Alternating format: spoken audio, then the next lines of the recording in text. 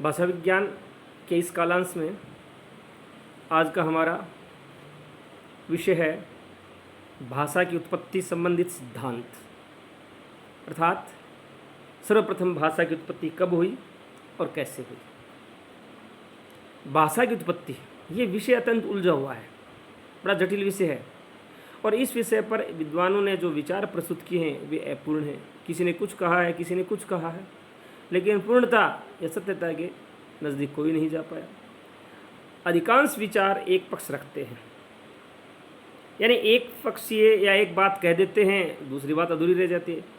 एक मत को मानने से कि अगर किसी एक मत को मान लिया जाए यही सार्वभौमिक सत्य है, तो कि भाषा की जो उत्पत्ति की समस्या है वो हल नहीं हो पाती है, क्योंकि कोई भी एक बात परिपूर्ण नहीं है। कुछ विचार तो बिल्कुल ही त्रुटिपूर्ण हैं, बहुत गलत हैं, और कुछ थोड़े बहुत गलत हैं, कुछ थोड़े बहुत ठीक हैं।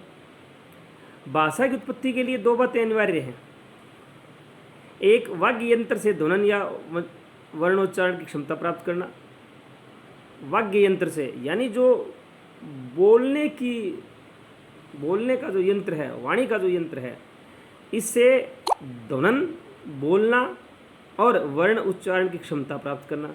दूसरा है उच्चरित ध्वनियों का अर्थ के साथ संबंध स्थापित करने का प्रारंभ, कि भाई सबसे पहले, मैंने दो बातें ये होगी, सबसे पहले कौन सी ध्वनियाँ थी जिनका उच्चारण हुआ, और दूसरी बात इसके साथ ये जुड़ी हुई है कि जिन ध्वनियों का सर्वप्रथम मानव ने उच्चारण किया उनका अर्थ कैसे तय किया गया, अर्थ के साथ संबंध उनका कैसे स्थापित किया गया कि इसका यही अर्थ है।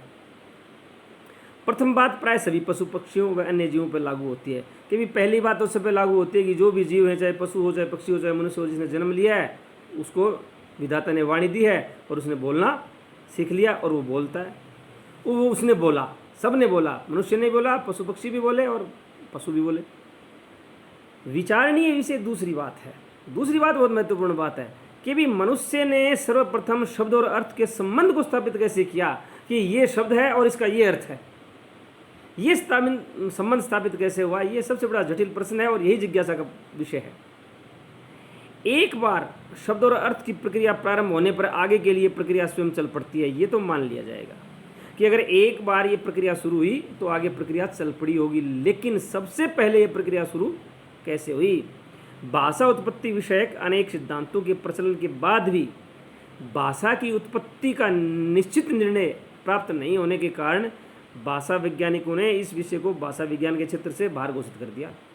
अर्थात भाषा की उत्पत्ति कैसे हुई, सर्वप्रथम कौन कौन सी ध्वनियों का उच्चारण हुआ, उन ध्वनियों का अर्थ के साथ संबंध स्थापित कैसे हुआ, जब इन सारे प्रश्नों के उत्तर नहीं मिले तो विद्वानों ने क्या किया, भाषा विज्ञान से इस विषय को बाहर ही कर दिया कि अनुत्तरित प्रश्न है, अनसुलझा प्रश्न है, इसलिए इसको छोड़ दिया जाए। ये विषय सामान्य लोकप्रियता का है, मानना है कभी पता तो करना चाहिए, लेकिन फिर भी कुछ विद्वानों के द्वारा प्रयास हुए और कुछ महत्वपूर्ण सिद्धांत उभर करके सामने आए कि कयास लगाए गए, अनुमान लगाए गए कि ऐसे हुआ होगा, ऐसे हुआ होगा, ऐसे हुआ होगा। तो कुछ महत्वपूर्ण सिद्धांत हैं जिनका उल्लेख हम यहाँ करेंगे कि भाषा की उत्पत्ति के संबंध में कौन कौन से सिद्धांत हैं। सबसे पहला जो सिद्धांत है वो है दिव्योत्पत्ति सिद्धांत, डिवाइन थ्योरी, दिव्योत्पत्ति, अलौकिक उत्पत्ति। ये सबसे प्राचीन मत है। इस मत के मानने वालों का कहना है कि जिस प्रकार परमात्मा ने मानव सृष्टि का निर्माण किया, उसी प्रकार उसी परमात्मा ने मानव के लिए परिष्कृत भाषा का निर्माण भी किया और एक भाषा दी होगी साथ ही साथ। अब ये प्रश्न बड़ा देखिए जुड़े हुए हैं कि सबसे पहले मनुष्य का निर्माण कैसे हुआ, तो यही प्रश्न यहाँ है कि सबसे पहले भाषा का निर्माण कैसे हुआ। ये सिद्धांत मानने वाले कहते हैं कि जिस प्रकार ईश्वर ने सृष्टि का निर्माण किया उसी प्रकार बोलने के लिए एक भाषा भी दी होगी। इस मत में प्रत्येक कार्य के मूल में देवी शक्ति को सत्ता मानी जाती है। ये मत मानने वाले कहते हैं कि संसार में कोई भी जो नया कार्य होता है उसके पीछे विधाता का या विधि का हाथ होता है, और उस देवीय शक्ति ने ही सृष्टि के प्रारंभ में ही वेदों का ज्ञान दिया होगा मनुष्य को। जो ही मनुष्य ने समझना शुरू किया, बोलना शुरू किया, तो उस दिव्य अलौकिक शक्ति ने मनुष्य को वो ज्ञान दिया और उसी से मानव जो है अपने क्रियाकलाप चला सका। इस प्रकार वैदिक संस्कृत भाषा मूल भाषा के रूप में प्राप्त हुई, और उनका ये कहना है कि सबसे पहली जो भाषा थी वो वैदिक संस्कृत थी, जिसका वेदों में उल्लेख किया गया।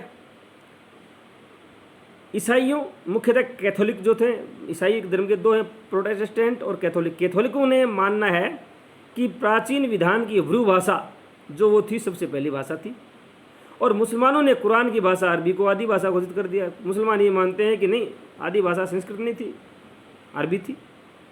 एक जर्मन विद्वान सुसमिल्स ने भाषा की दैवी उत्पत्ति का समर्थन करते हुए कहा कि भाषा मानवकृत नहीं है। सुसमिल्स कहते हैं कि भाषा का निर्माण मनुष्य ने नहीं किया, अपितु परमात्मा से साक्षात उपहार के रूप में भाषा प्राप्त हुई है, मनुष्य के द्वारा भाषा का निर्माण नहीं हुआ, ये कहते हैं। अब इस सिद्धांत की समीक्षा करते हैं। इस सिद्धांत के ऊपर कुछ आपत्तियां आई, यानी ये जो सिद्धांत था इसको कुछ लोगों ने विरोध किया इसका, और उनका विरोध करने का जो आधार था वो आधार इस प्रकार था। सबसे पहले वो कहते हैं कि ये सिद्धांत तर्क या विज्ञान संगत नहीं है। आधुनिक युग में सारी चीज़ें विज्ञान की कसौटी पर देखी जाती हैं, तो कि वैज्ञानिक दृष्टिकोण से ये सिद्धांत सही नहीं है, केवल आस्था पे निर्भर है कि ईश्वर जो है सबसे पहले ईश्वर ने निर्माण किया, ईश्वर ने ये किया, ईश्वर ने वो किया, और विज्ञान आस्था पे विश्वास नहीं करती। अपनी भाषा को मुख्यता देने के लिए सब ने उसे आदि भाषा या देव भाषा कहा है। अब यहाँ समस्या ये खड़ी होती है, कहते हैं कि भाई ईसाई कहते हैं हिब्रू आदि भाषा है, हिंदू कहते हैं अरबी संस्कृत आदि भाषा है, मुसलमान कहते हैं अरबी आदि भाषा है, तो इसका मतलब ये एक सर्वमान्य सिद्धांत तो नहीं हुआ। दूसरी बात, यदि भाषा ईश्वर प्रदत्त होती तो सृष्टि में भाषा भेद नहीं होता। आलोचक दूसरी बात ये कहते हैं कि अगर वास्तव में ईश्वर ने भाषा दी होती तो ईश्वर जो है वो सारी सृष्टि में जितने भी लोग हैं उनकी एक ही भाषा बनाता, फिर भेद कहाँ होता? कोई इंग्लिश बोल रहा है, कोई हिंदी बोल रहा है, कोई जर्मन बोल रहा है, कोई फ्रेंच बोल रहा है, कोई कुछ बोल रहा है। तो अगर ऐसा होता तो फिर पशु पक्षियों की जो भाषा होती है, पशु पक्षी कहीं की हो, जो चिड़िया चाहे इंग्लैंड की हो चाहे भारतीय की समान बोलेगी, तो फिर भाषा वैसे भी होती है आदमियों की। तीसरी वो आलोचना करने वाले कहते हैं आलोचक कि यदि भाषा ईश्वर प्रदत्त होती तो वह पूर्ण विकसित होती, उसमें विकास संभव नहीं था।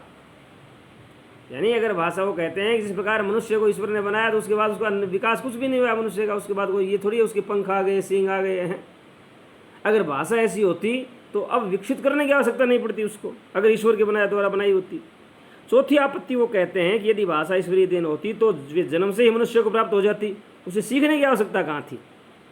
मनुष्य जन्मता, कोई बच्चा जन्म लेता, जन्मते ही बोलने लग जाता, परंतु ऐसा नहीं है, क्योंकि बच्चा सीखता है, अनुकरण के द्वारा भाषा सीखी जाती है। सभी विद्वान इस विचार से सहमत हैं कि किसी भाषा की उत्पत्ति ईश्वर या देवी हो या न हो, परंतु एक बात सत्य है कि सार्थक एवं स्पष्ट उच्चारण के योग्य ध्वनि यंत्र और उसको संचालित करने वाली बुद्धि मनुष्य को ईश्वर की देन है। यानी ये जो भी चीज़ दी गई है वो दी तो ईश्वर नहीं है, ये ईश्वर की देन है।